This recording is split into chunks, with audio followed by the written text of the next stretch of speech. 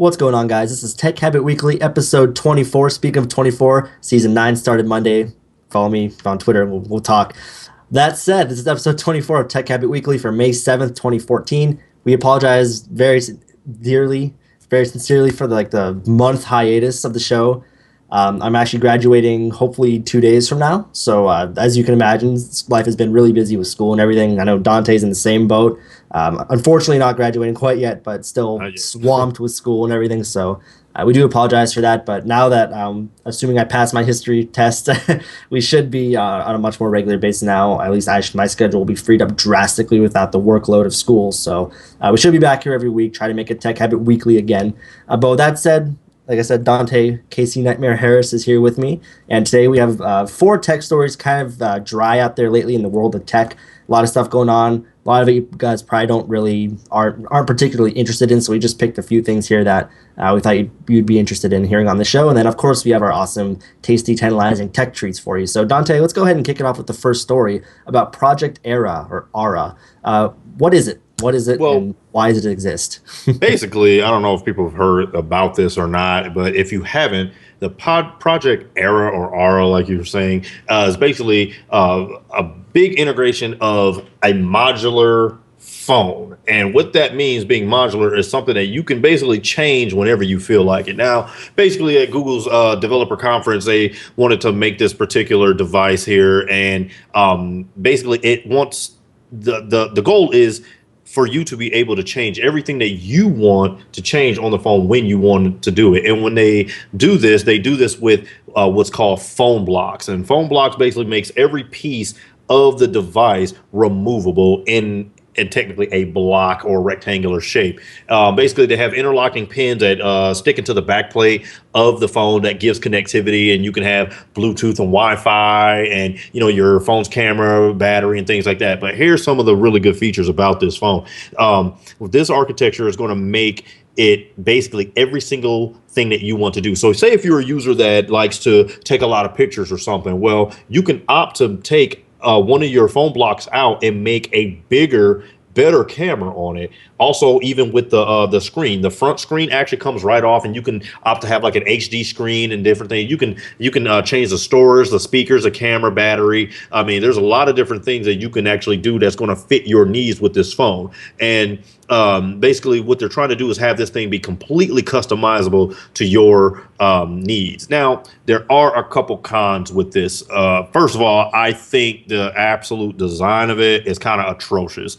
That's just my take on it, only because it's so square. And but for the design that what they're going for right now, that it works for what it is. But me visually, I think they should have came up with some sort of like back casing or something that you can lock everything in and make it look like a nice smartphone, just like, let's say, an iPhone or any sort of Android device. Another thing is that the individual parts actually consume more power than this on the system than maybe like a chip solution, meaning everything already sorted into like a logic board or something. And so that's some of the features that little kinks they need to figure out, because your battery consumption and things will be a lot higher depending on how many blocks that you have inserted. Now, I think it's a really good design. I think it's really cool to be able to take some features, like say if you got an older person and they just want a newer phone, but they don't need all the bells and whistles. They may want to opt out for having maybe Bluetooth connectivity and, or even Wi-Fi, and just go with like a bigger battery and a nice screen and, things like that. And maybe no camera, because that's an option. If you don't take any cameras, why have it on there? Maybe you'll go for a different storage option or something like that. But Bob, what do you think about this particular architecture? I think it's cool because maybe it's going to pave the way for more companies and developers and manufacturers to start going to a more modular design so that the consumer can really get what they want. Yeah, absolutely. I really like the idea of being able to say, okay, this iPhone's awesome. I wish it had better battery life. I can literally just take out a battery. Maybe a third-party company can make a battery that's the same size but higher milliamp hour, anything like that. And I can say, okay, I'll just spend $50 on the new battery and put that battery in, and all of a sudden I have a better battery. Or say, I really like this phone. The other phone that I was considering does have a slightly better camera. Maybe wait a month or two before manufacturer to release a better camera, maybe as a better flash, something I could just pop that on there and keep all the existing features of that existing phone. I think it's a really neat idea.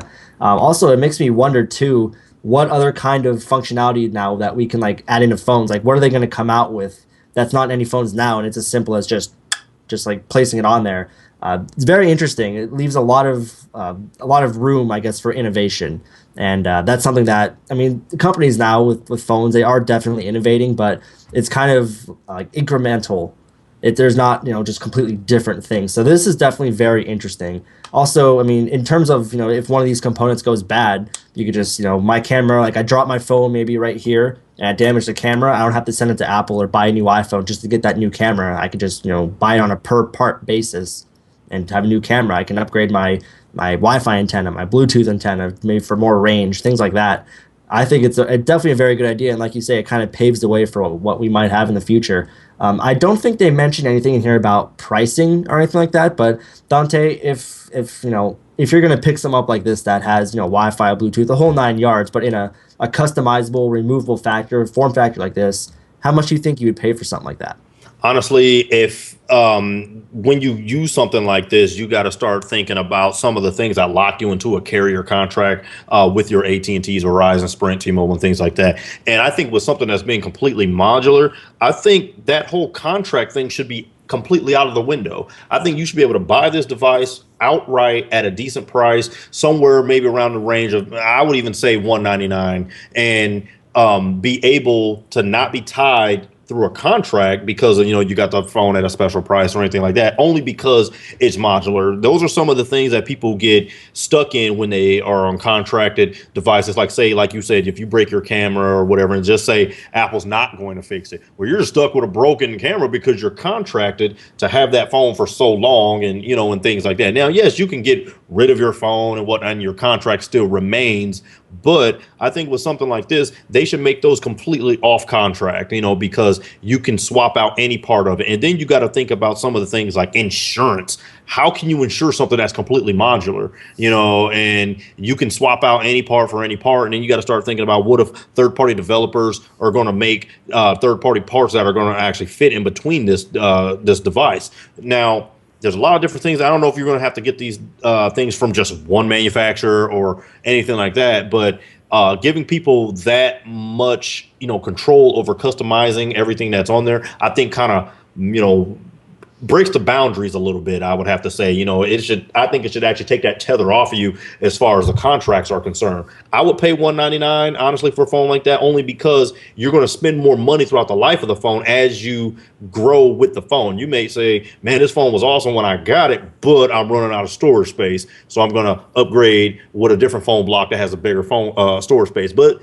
with having that bigger storage space, you may have to lose something. You may have to say, well, I need to go to a smaller speaker or something like that to fit the size, because everything's not the same size. Of course, bigger capacity things are going to be larger and take up more space in your block. And with all the interconnecting pins, you're just going to run out of space. But what I thought was cool, it looks like you can put anything anywhere, basically. Like I can have the battery at the top or at the bottom, maybe off to the left, off to the right, Wi-Fi, Bluetooth, and different things in different configurations where I choose to be. And I think it's very nice for that. But $199, I'd pay for it to be able to be completely modular. But the problem is we don't have any pricing, and we don't know how much those phone blocks are. So that may raise a question. I don't know if they're going to be $49.99 per phone block, and of course they're going to go up because of what they are, like you said, with different milliamp hour batteries and storage configurations and things. I'm sure the prices will be higher, but I'm just not sure where the range would be to make a consumer want to mess with a phone that is completely modular like that. Maybe the huge tech geeks like we are, maybe we would mess with something like that, but I don't know, for your average consumer, I'm not sure.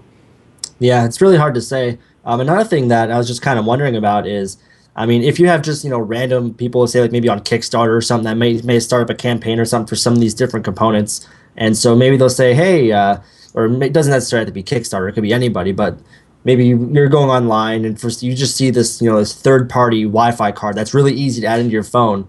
You don't really know entirely what you're getting, and then they make it so easy to plug in. For all we know, that Wi-Fi card is doing something else other than giving you Wi-Fi. Maybe that over that Wi-Fi, it's somehow getting information, there's software in there or something to get like information from your phone and send it out. Mm-hmm. Just, I mean, you don't really have a guarantee that there's these components aren't malicious, I guess we could say. I mean, there could be other, software things going on inside that component that you just don't know about, and you would never know just by using your phone. So that idea to me is a bit scary because it's so easy to just put it in your phone and not have any idea what's going on. So Dante, do you foresee anything like that as being possible? I mean, do you think that we would have to get to the point where it's a verified Motorola part or a verified this component? Like, do you think that people could, I guess, like Trojan horse that kind of stuff into a little hardware component? Well, definitely. I mean, only because, I mean, with any technology, the things that will never, ever, ever, ever change about technology is security. Security is always going to be a factor with people being able to breach things because these are man-made devices, and so are viruses and security breaches. So with something like that, like you said, within like a Kickstarter or something, maybe trying to throw some bloatware or something that's part of their phone block, I could definitely see that happening because it would do one of two things. It would get you to keep buying phone blocks from maybe that particular manufacturer, or it will completely steer you away from it because they have it. So it's one of those things. I don't know if there's a real gray area to that, but yeah, I could definitely see, hey, you installed my Wi-Fi card, but hey, have you checked out our ringtone store that you can get? It's just like different things, that may pump your information out to different areas. And like you said, with the Wi-Fi, that I could definitely see something like that. But with this subject being so vague and we're not sure even where these manufacturers or how you're going to get it, that's still yet to be seen. But that's something we should definitely look out for when using something that has interchangeable parts like that. Exactly. And I mean, in technology, I think the biggest compromise or the biggest like catch 22, I guess you could say, is like convenience versus security. Like it's really convenient to just have your computer memorize all your passwords. But at the same time, if the wrong person using your computer, they have all your passwords. It's convenient for you, but in turn, Makes it's also a perfect lot less sense. secure. Makes perfect sense. Think It's the about exact this, same. just a hypothetical situation. Two people have this particular project or a phone, and wherever they're going to call it. And, I see your phone sitting on the table and I'm like, man, that guy's got more storage than I do. And I just make and that's it. And now I'm good. I got your camera, I got your, storage. Your phone still looks the same until you go, wait a minute, or that maybe that's a faster way to get your, information. You save your pictures and, your personal information on your storage device and I can just snatch it out. It's different than getting your phone, taking the back off of it, getting your SD card out and getting some information. Well, this is like the whole infrastructure, your OS and everything is going to be on that storage. This isn't like, extra removable storage. This is the storage for it. And and they say there's only exactly, and they say there's two screws that hold everything together to that, and that may play a role too. I'm sure you maybe have to undo the two screws to maybe get them to unlock. I'm sure you can't just on the whim just snatch something out. I would hope not, but something like that does definitely pose a threat. As far as just having parts taken in breaching your information. So we definitely have to keep an eye on that as we follow this story. Yeah, it's basically what it is. And I mean, you kind of think about something like the Ouya console, like that little like open source $99 Android console. Like they Yeah. really let you like solder stuff onto the board and everything. And that's really cool, but at the same time, it could pose kind of a threat. It's the same exact thing here. By being able to easily remove and add crucial components comes that security threat. So me personally, that's definitely something I would keep in mind before I click the buy button on something like this. But Dante, do you think that, I mean, is it worth it to you, like keeping those risks in mind? And I mean, it's really hard to say because we're iPhone guys, we like our iOS, but say for example, like Apple introduced something like this and it ran iOS. Do you think you'd rather have a phone like this with everything we have bared in mind, or would you stick with like the all-in-one iPhone? Honestly, I think I would stick with an all-in-one iPhone only because as a phone user and not just a phone user, a smartphone user at that, I think I pretty much know exactly what I want out of my phone to begin with. And of course, yes, it would be, great for expansion later, like yourself. You have a 32 gig Model 5S that you were like running completely out of space. Yeah. Well, instead of buying a new phone, it'd be nice to just say, hey, I'm just put new storage in, bigger storage, Yeah. make it 64 gig and keep using everything just the way I've been using it. Now that would be very nice. But I think one issue with doing that is how many people are actually comfortable with doing that. Yeah, they say it's simple, just swapping this and that. But like you said, what if there's so many choices? Like, okay, here's say Broadcom's Wi-Fi, here's Intel's Wi-Fi, here's some, but it all fits the phone block. Now you're like, oh, wait a minute. For someone like us, if we drop our phone and break our screen, believe me, I want to replace the screen, not buy a new phone. So, that would be good for us, but other people, I think it would probably maybe deter them, because you're like, Yeah. I'd rather just get the all-in-one thing. I don't want to have to worry about, hey, I called you. What happened? Oh man, sorry, I left my antenna block at home, or, or something. I was doing a new build on it and forgot to put the battery on, or something crazy, or the speaker, and it's just little things like that that may cause an issue. But I mean, a person like myself, I think I would just use a all-in-one build. But it'd be nice to be able to, even if it's all-in-one build, be able to say, hey, I can still take something out, But I don't know. It really, really depends on the situation. For damage reasons and whatnot. Yes, of course you want to replace instead of buying a whole new one, Yeah. or going up to the manufacturer and say, hey, can I get this replaced? And they say, hey, you should have bought the modular version of it. But I think that it saves money only to a certain extent. Most people will probably get the modular phone to basically save money. They'll say, well, I'll just get that phone, and if anything breaks, I can replace it. But I don't know how much those parts are going to cost. So it's a little different to me. I don't know. Yeah. See, I think I'm with you. I think I'd rather just have, like the all-in-one phone. That way I Yeah. know for a fact no one can just, swap something, or Right. I don't have to worry about that. At the same time, I don't have that convenience, but I've lived without that convenience for about 3 years now, and I still love my phone. So Yeah. I think I'm with you on that. But be sure to let us know down below in the comments whether you would like a phone like Project Aura, where you could just, it's kind of like building a PC. I mean, you can pick what exactly you want out of it and Your make the phone specification. that you want. You can change the colors if you want. You can pick what hardware components. You can really personalize it to what you want and the functionality you want, which is very cool. Me personally, I like what Apple gives me. The hardware is nice. It works very well, and so I'll just use that. But yeah, be sure to let us know what you guys think down below in the comments about this project, and if you would be someone that would invest in that, or just the traditional phone that we all have come to know and love. So be sure to let us know. Moving on to our next story, we're going to get into some CarPlay, which we talked about, like 2 or 3 episodes ago, maybe. CarPlay is basically Apple's solution to have iOS in your car. And so now there's many manufacturers of all these head units getting on board. And now we've just found out that there's actually some more coming on board now, like Alpine. Dante, so what do you think about these? I mean, is this something that you would have in your car?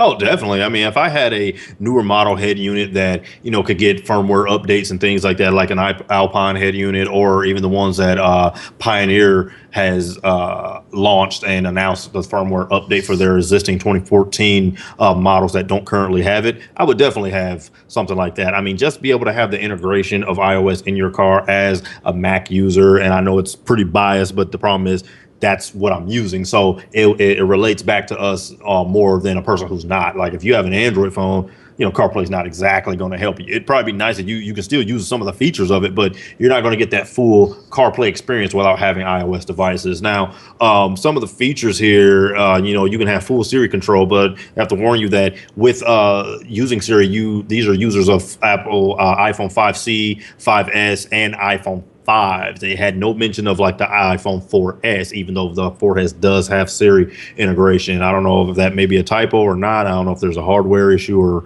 anything, but that's the specifications that I'm having here. Of course, you can have Siri respond, make and receive phone calls, text, and respond to them as well, and also use Apple Maps for navigation inside. Now, some of the pricing in between some of this stuff is a little expensive, at least more than I would spend on a head unit anyway. And like say some of the Pioneer head units range from about $700 all the way up to $1,400. But the Alpine counterparts are a little cheaper. They're around 500 to 700. But with the models that they have here, there's some prices on Amazon.com that have actually been shown that actually range a lot cheaper than what our article says. And so being able to have that in your car, I think would just be absolutely awesome. I mean, just to be able to, not have to reach for your phone to get things. I mean, because, having 32 gigs of storage like I have in mine, you can pull up your, music and Pandora and receive text, just different things like that without having to reach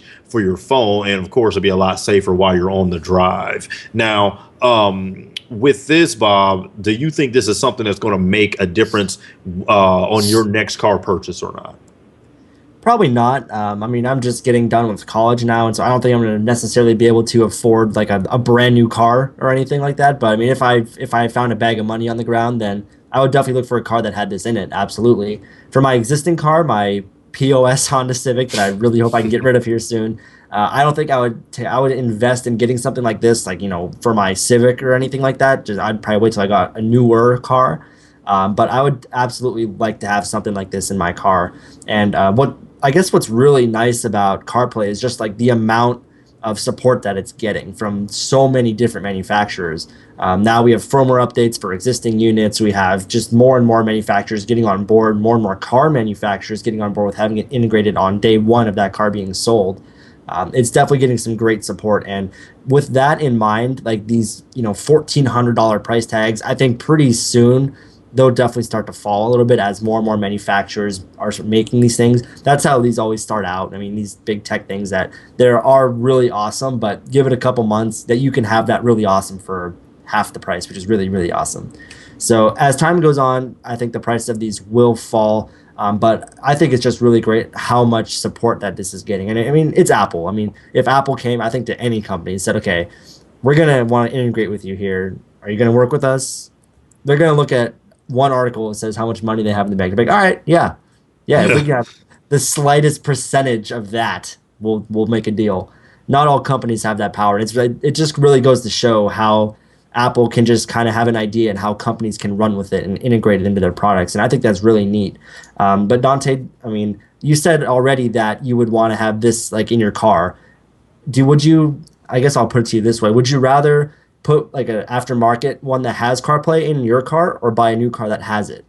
Honestly, I think I would go with an aftermarket feature because it's the same thing. I mean, everything's already integrated, and once that firmware updates in there, everything should work seamlessly, just like a brand new model car that already has the features of car play in already into it. So it is nice that you don't have to have a brand spanking new car to be able to enjoy the benefits of CarPlay provided by Apple. And I think that being able to do it by yourself or just take it to a local shop or what have you to get that to work is very nice. And it's something I may consider. Like if the prices are actually going to go down a little bit, I'd consider doing it. And try to give you guys a review and show all the different features of it and see how it actually works in a car that's not brand new versus in a car that may have more bells and whistles and maybe just a little bit more things integrated in the interface. Especially like if you guys have seen different, say, Tesla Motors companies where they have like that 17-inch console and things like that, where you can do a lot more with their touch environment as far as like controlling your heating and cooling and things like that. Well, with an aftermarket system, of course, you're not going to be able to control those things, but I'm not sure that if the cars that already have CarPlay and embedded into their receivers are going to have more function. So my thing is just having CarPlay itself in your car would be, I think, good enough just to get an aftermarket head unit instead of buying a new car. Yeah, and like once again, I think it's really good that how far Apple is getting with all these different manufacturers to just making sure that any car can have, I'll say this, a bite of the apple in it. That's Nice. absolutely terrible, but it needed to be said. So, yeah, me personally, if like you say, if the price is right, I would definitely love to have something like this in my car. I'd probably wait for my next car because once again, I hate the car I currently have, but it's just life. So, yeah, what do you guys think about CarPlay? I mean, with all these firmware updates coming out, it's safe to say that it's CarPlay will be here for a while. It's going to be sticking around, and so with that in mind, I mean, even if you're like say an Android user, comment down below and tell us what you think about CarPlay. I mean, do you wish that there was something like this for Android out right now? I mean, if there is, what's good about it? Like, I honestly don't know. I don't know like, if Android has like an equivalent of this already. I'm sure it's in the works if it's not already there. But besides, like Bluetooth stuff that we already currently have. But yeah, be sure to let us know what you think about CarPlay and all these different head units coming out. And if you think that support for CarPlay is going to continue to grow at this rate, be sure to let us know down below in the comments. So staying on an Apple sort of a story here, Apple just released some new MacBook Airs, which is they're definitely due for an upgrade. But the big news here isn't really the specs that they've been updated to; it's that price tag that they're now at. Dante, what did Apple make these new MacBook Airs start at? basically the new entry level 11-inch MacBook Airs, and that's, give you a few specs here. It's going to be a 1.4 gigahertz dual core i5 with 4 gigs of RAM and 128 solid state drive, has dropped $100. Now you can get this under $1,000. Now the price is actually going to be $899, which is very good for this very powerful netbook. And there's a few different options. I mean, just the stock options, you can get 1.4 gigahertz dual core i5 with a 256 solid state drive for $1,100 as well. And then of course they have the 13-inch models with the 1.4 still dual core i5, 128 and 256. Is going to be respectively $99.99 for the 13-inch and 128 and 1200 for the 256 version, which is nice. But now both versions still can upgrade to a dual core 1.7 gigahertz core i7 in each configuration of 128 or 256 with a customer build order. And like you said, Bob, they have been past like real overdue for an upgrade, with these Haswell processors, and just making that upgrade and dropping the price is just nice. I mean, just being able to lower the prices and give consumers more power and more functionality, and just to have that, I think, is Apple actually listening to the customers of the things that they want. And who doesn't like anything that's cheaper? I mean, we all would love, if everything dropped $100 from what we normally were buying. And I think it's very, very nice. And of course, you got the HD Graphics 5000 chipset on there, and it's really nice. You're getting a lot of netbook in this thing, and being able to get all the battery life that you can do, up to 12 hours of battery life of just web surfing and things like that. It is absolutely ridiculous, and I definitely, if I didn't have a 2011 15-inch MacBook Pro, I would definitely look into something like a 13-inch 256 model, but I would probably do some upgraded specs on it for myself. Yeah. But it's very nice, and I'm glad that they made this jump. And they've been doing this. They've been, lately been, even with the MacBook Pro line, have been coming out with like these soft, updates to them, just like in the middle of nowhere, just boom, hey, we bumped the processor and excuse me, and gave some more specs to it to give you guys a little more options for yourself. And I think it's very nice that they're doing that, and I think that they're going to continue to do this with future Mac products. So I don't know about you, Bob, but I think this is a very good thing that Apple's doing, and I want to see them continue to do this with the rest of their Mac lineup. Absolutely. And I mean, as someone that I love my hardware, I love my computer specs and stuff. Someone from the the PC side of things can look at this and say, okay, I'm going to pay shy of $1,000, about $899, and I'm only going to get a dual core 1.4 processor, and like we've been saying, it's a lot of netbook. To a Windows PC guy, that's going to sound like a heck of a lot of money for a netbook.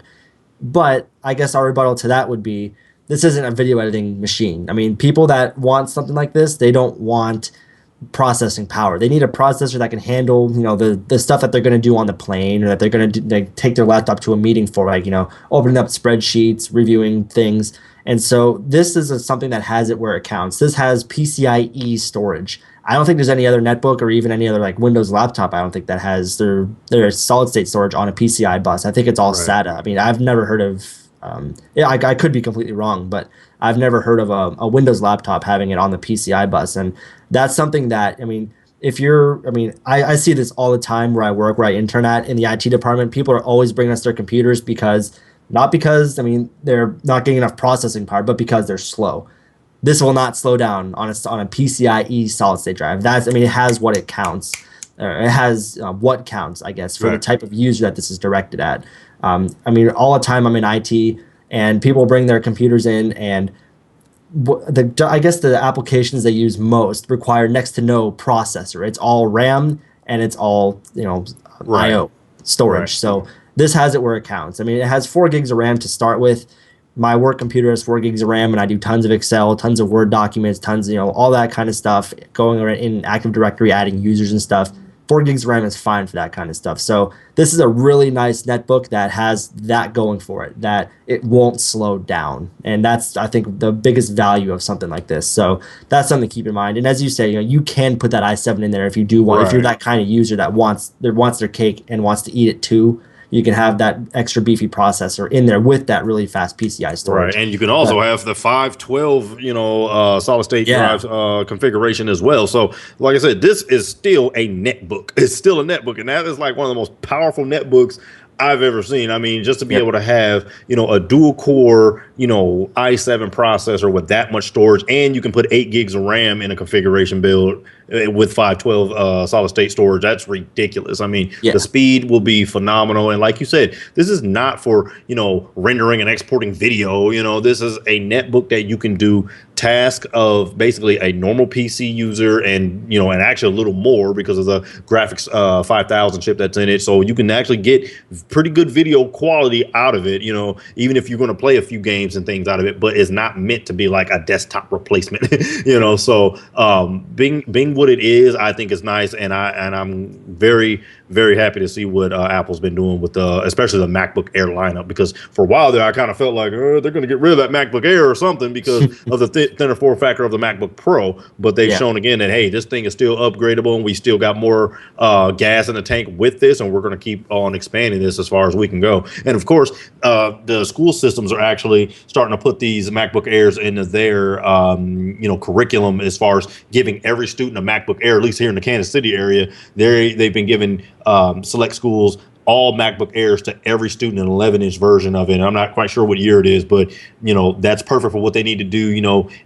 Email, web, homework and things like that. Be able to print, and everything. You got your USB ports, and and you're just good to go. It's portable, and the battery lasts forever. Like, what else could you ask for when you're just sitting around just doing homework? Especially if you have to use a computer, you have to carry around some heavy thing that's going to be super hot, or and you got to be tethered to the charger and things like that. I think it works perfect, and I think we're going to continue to see this thing gain steam and get better and better with every adaptation. Yeah, absolutely. And I guess just the other big thing this story offers us is that Apple actually has a computer that is less than $1,000, like a notebook computer that is less than $1,000. What do you think that means for other products? I mean, do you think that now, I mean, because even with the Mac Pro, Apple's getting such a good deal on those components that, by the time you configure it up to like the really high specs, you're really not saving all that much if you build your own PC, just because they get the processors for so cheap. They get the GPUs for so cheap.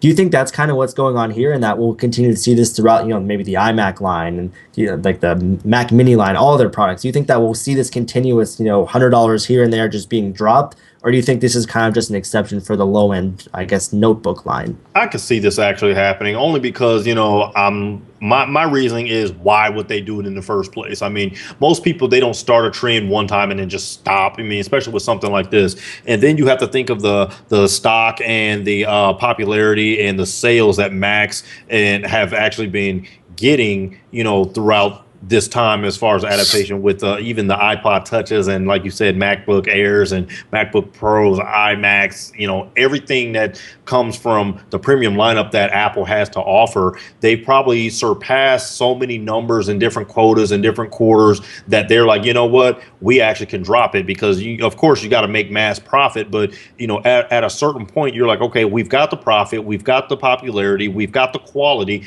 now let's make it cheaper so more people would actually want to buy this. I actually had a buddy of mine who is a complete Windows user, just bought the top of the line Retina MacBook Pro after watching me use my 15-inch 2011 MacBook Pro. And that's how it starts. It's like, man, once that word of mouth, goes around and you can actually see what it can do and what you can actually do with it, yes, you'll pay that premium price, but it is very, very steep. If you get the top of the line MacBook Pro, you're spending a couple grand on it, almost $3,000, on those components. But when you show these people, look at the life and the resale value that these components have, with being all bundled up into a MacBook Pro or a MacBook Air or something, it's astronomical how long they can hold their value. You can pretty much get almost all of your money back by reselling an old Mac. And it's just the way of the world. I mean, we all know that the Hackintosh will never have. If you build a computer, plan on keeping it. Yeah,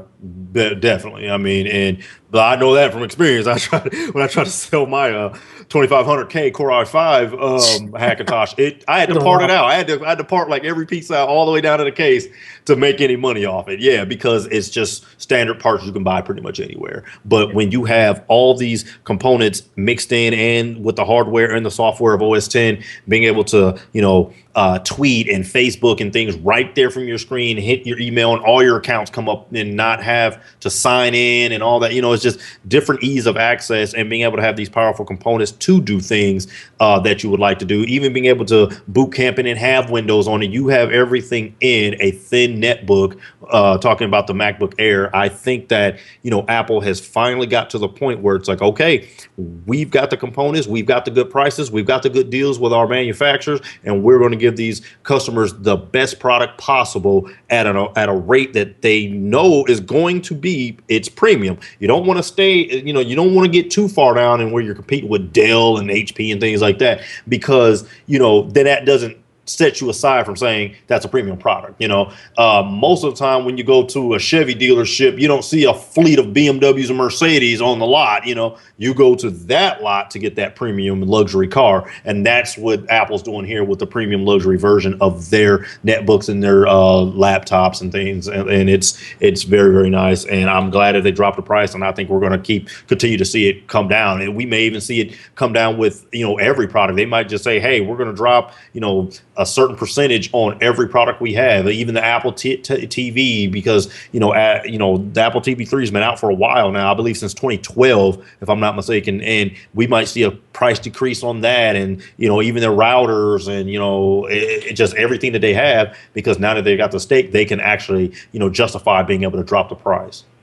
Yeah, absolutely. So be sure to let us know what you guys think down below in the comments. Is this a pattern from Apple that we're going to see? If they're going to keep, like as we've been saying, reduce that price just because of the deals that they're getting, and then just where they are in the eyes of today's industry.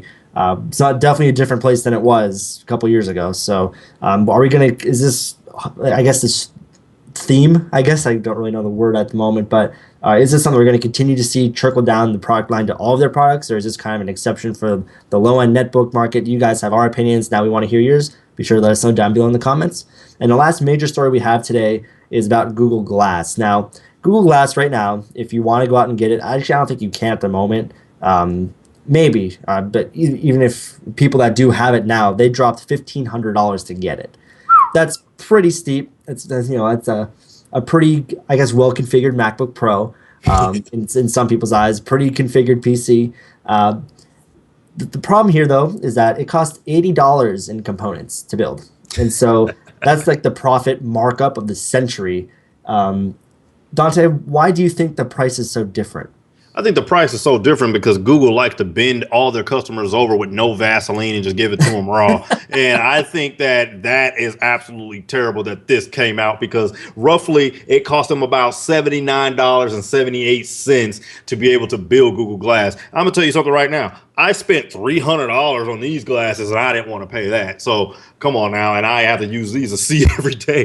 But having some tech like this that costs $1,500 and only costs $80 to make, they could have charged $299 and it would have been a good price, and they would have got over. But man, that is getting over just tremendously. I mean, I think that's ridiculous. But, of course, think of the product, it's the best business spectrum that they actually have. Think about it. You have low cost and high price. So that way, look how many Google Glass components they can buy with $1,500, and if you keep selling them at $1,500, and you still spent $80, $160, and just kept going up, by the time you catch up, which you'll never will, you have bought so many components to make Google Glass that you're just, all the money is in your pocket, in which I don't like that, because now that this news has come out, yes, I know Google is very profitable. They've made billions of dollars, but this is just like a kick in the pants right here. I mean, that's ridiculous. 18 or 19 Google Glasses off the profit of one.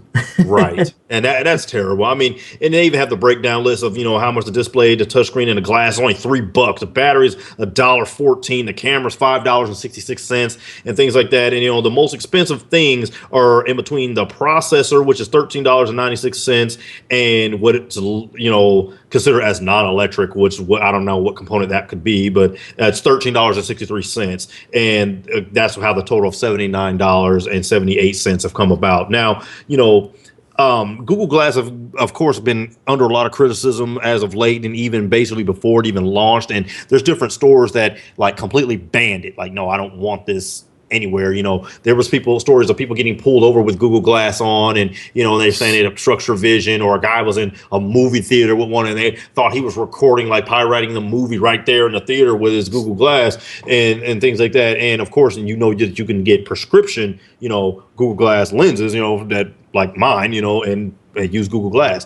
And it's very cool, but I mean, for that much, I mean, that's why I've actually only seen, I think, 2 people actually walk around with those.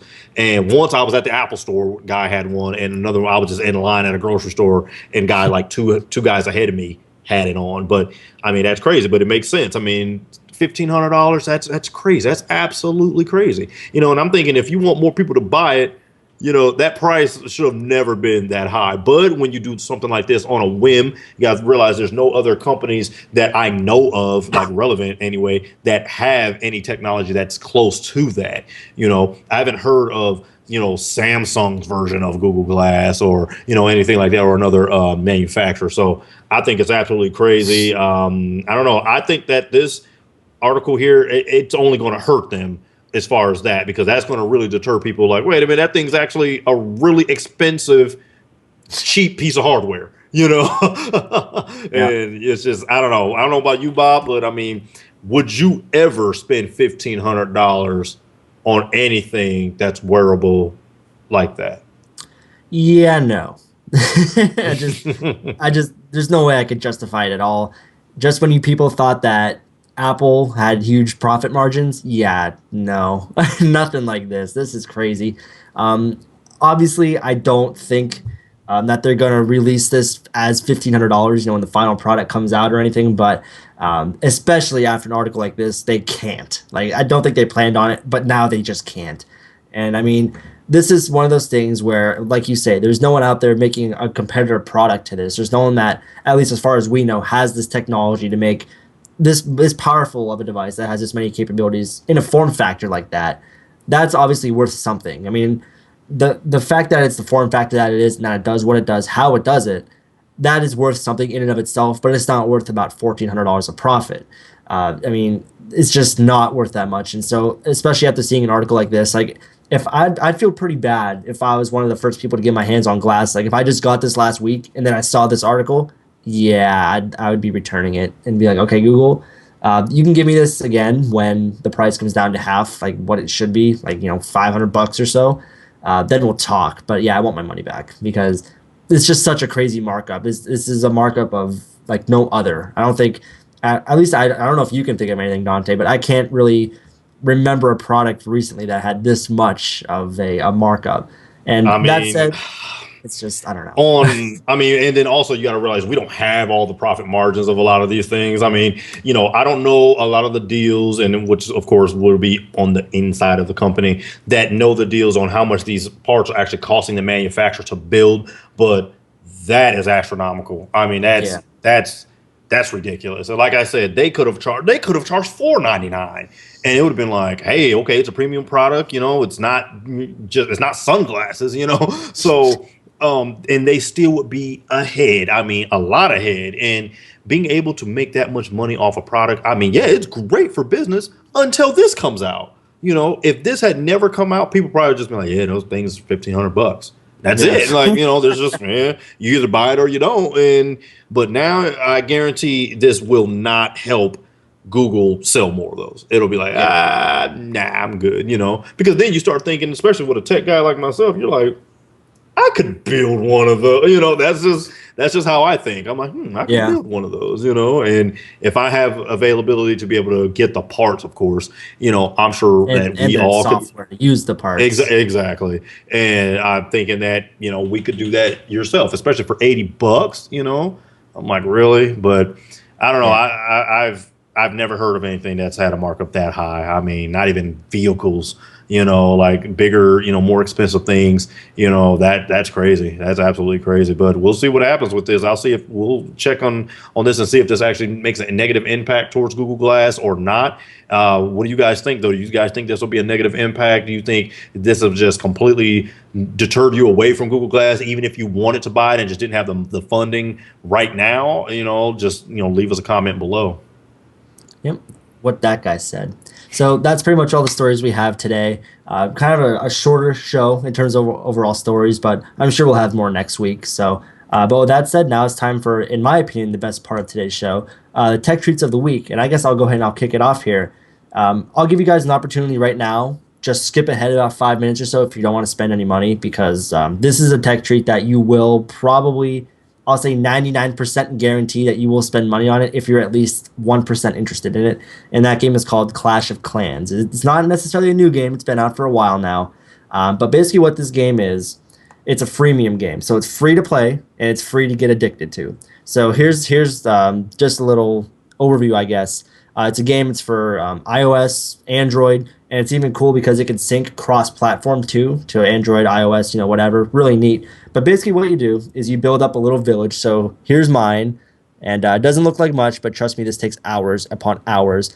And so you make a little village here. You upgrade stuff, your defenses, and your gold mines to get gold. And with that, you basically just build up a big village. But the thing is, you can join clans, people can attack you, you can get revenge. And so basically the goal is to just have like a really BA army with a really BA village and just show that you're the boss, you're awesome.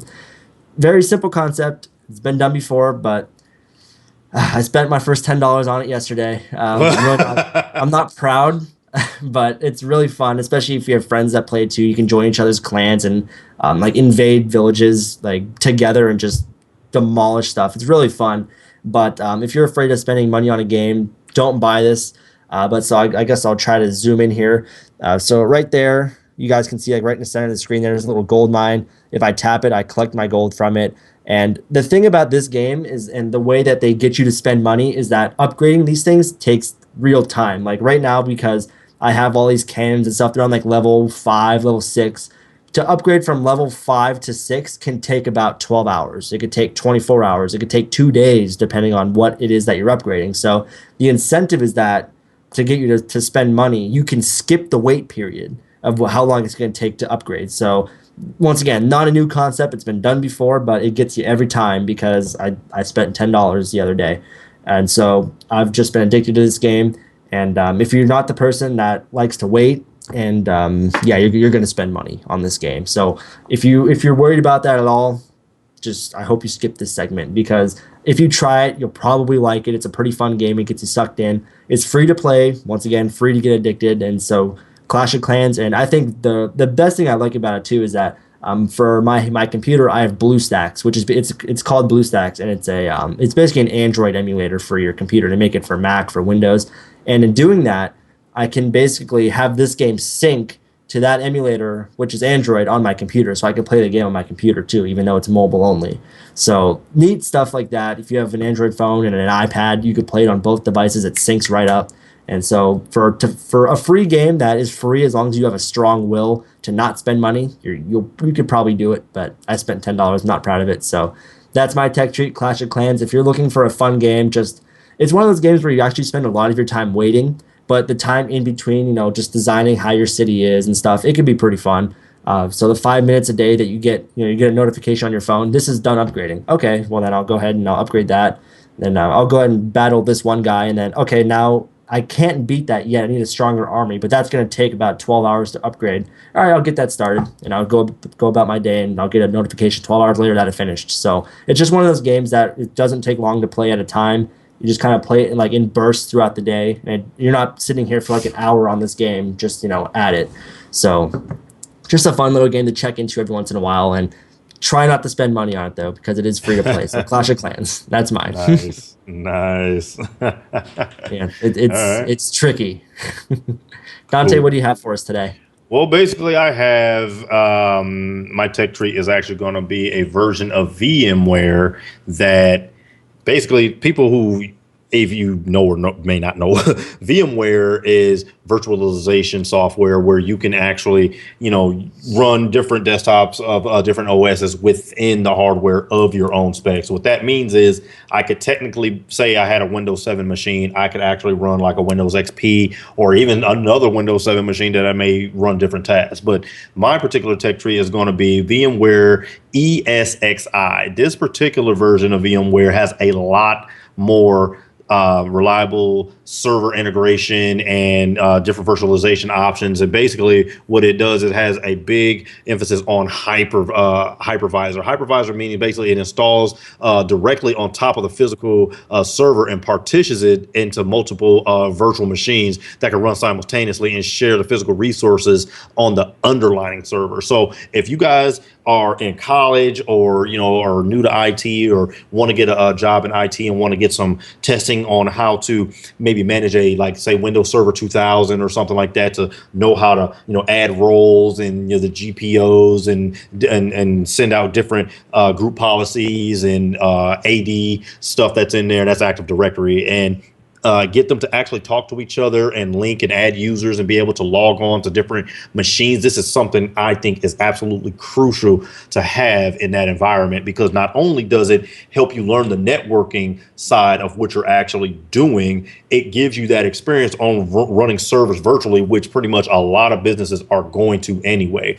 Now, one other good feature is that this is not basically usually it's relying on a Linux-based console to be able to run commands and different things in, but now they have all that taken care of with vSphere 5.5, and it's only it's very small as far as that. It can be configurable in between 150 megabytes up to 2 gigabytes, and the moving management functionality from the COS to remote management tools and things like that. So you can even a VPN into this and everything, and it's very, very nice to be able to do something like this. Now, I know this is very advanced for a lot of people and it's more on the geeky side of things, but Bob, I know that you actually run a version of this, and could you tell the people what some of the better features of running something like this and some of the uses of running things virtually?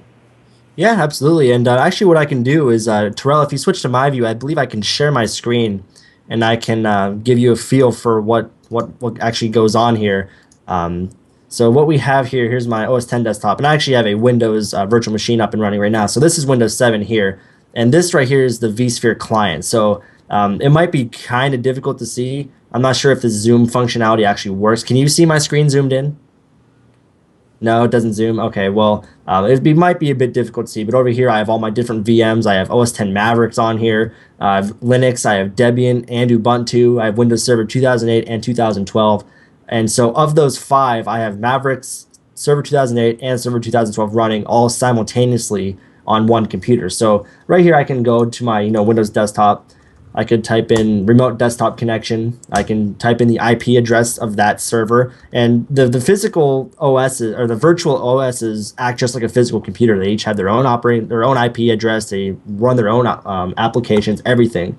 So I can just type in the IP address of that computer, and all of a sudden I can remote it into that server just like this. And this is actually my domain controller. So I have a domain going on in my house now, which I can come down here in Active Directory, and I can add users. And you guys have to understand, this is like enterprise level software. Actually, where I'm interning at, I'm in the IT department, where we've actually gotten rid of a lot of our physical servers by virtualizing the existing ones onto a very high-end server. We have a Dell server that has 192 gigabytes of RAM, dual 8-core Xeons, and so with that kind of power, we can actually run about 40 to 50 operating systems at a time, all of each doing something different, and still have plenty of room. I mean, we still have about 80 gigabytes of RAM free. We don't even touch our processing power. So all this different kind of stuff you can do all at once. So here's different users. You can add those to different groups, and it's basically the same thing on OS 10. I come over here to OS 10. I can open up a Finder window, which is over here. And then I have my OS 10 Mavericks here. I can just share my screen, and it'll take a second to connect to it, put in my extremely secure password, and here we have my Mavericks VM up and running. And so once again, all these different things are being run on one motherboard, one processor, one hard drive, all these operating systems running on just one computer, which by the way only cost me about $500 to put together. So VMware ESXi is extremely powerful, and if you're at all interested in IT or learning more about servers, it is free to an extent. You can go to their website and download it, but there are very expensive packages like support and things like that that you can actually pay for. But definitely try it out if you're at all interested in servers. Dante, I know you use VMs all the time, so Oh this yeah. is definitely something that's probably right up your alley. Yeah, and like I said, for people like us who, like myself, my major is in network systems administration with an emphasis on cybersecurity, and these things are essential for being able to use in a server environment, because there's not a job in the world that's going to let you just play around on their server to learn. So Yep. what better way to do it? I can crash my server a million times and rebuild it if I want to while using it virtually, and that's just to get you more familiar with the different roles and different policies, and being able to add users and add domains and make organizational users and or units and sites, and different group policies, inherited group policies, and things that maybe I have a site that says Tech Habit Weekly, but inside of Bob's Roche Technology, I have some policies that inherit from Tech Habit Weekly's podcast into roachetechnology.com that are shared and linked and enforced through the group policy. And it's just different things like that. And I know a lot of people may or may not understand that, but it is essential to have these tools when you're getting to the IT field, to understand how these different roles are placed and how to set up your domain controllers and forests and everything, and to be able to just have that full integrated server environment virtually, and being able to, like you said, you were logging into domains and things like that on different architecture, on different OSs,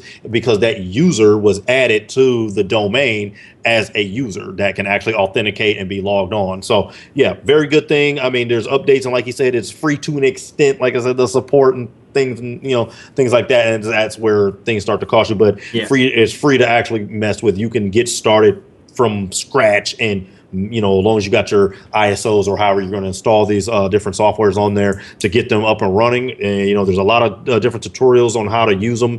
And, you can just get them all streamlined and talking to each other, communicating like different machines inside a virtual environment. I think is very great. So Yeah. that's the tech treat, VMware. And I think it's very nice. ESXi, very, very nice. And Bob, I believe you do have a video coming out very soon about that. Do you? Yeah, absolutely. I mean, getting OS 10 up and running on that, I mean, it's not as easy as, putting in a Unibeast drive and just installing it.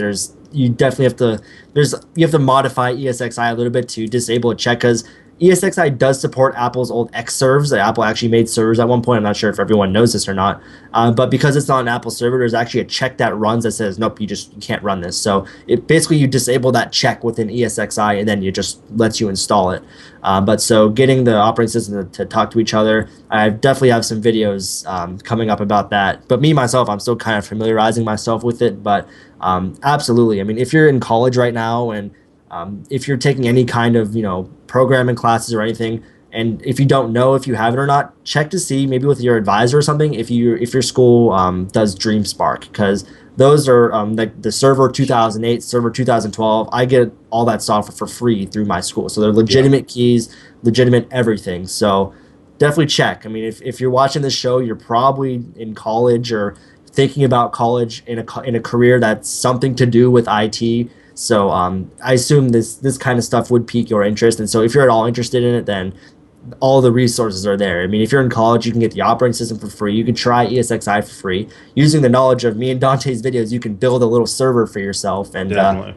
you'll learn a lot more hands-on than you will in any classroom. Yeah. So Correct. Very, very, absolutely. very good. Like Bob said, I mean, and me and Bob, we go to two complete different schools in two complete different states, but both of our schools use the same thing, which is, like he said, DreamSpark. And that's actually where I got my Windows 8.1 and Windows 7. I mean, Server 2008, all those different software and OSs were on there, and it's just free to download. You just get the iOS or the ISO version of it, and it's good to go. The only way you pay for it if you want the actual DVD sent to you through the Yeah, and mail. even It's then, like it's $13, but it's still used. cheap. Yeah, it's like $13 or something like that. But yeah, definitely check with your guys, with your school, with your different administrative offices to see if there's any software that are available to you as a student, and you'll be surprised what you may find out there, because there's like every version of Windows on there. I mean, there's every server version. Like you said, 2012 is even out there. I would never use 2012, but Yeah, it's different. but it's out there. I mean, you can get it for free and you don't have to pay for it. I mean, I even have a copy of Microsoft Office, I believe 2010.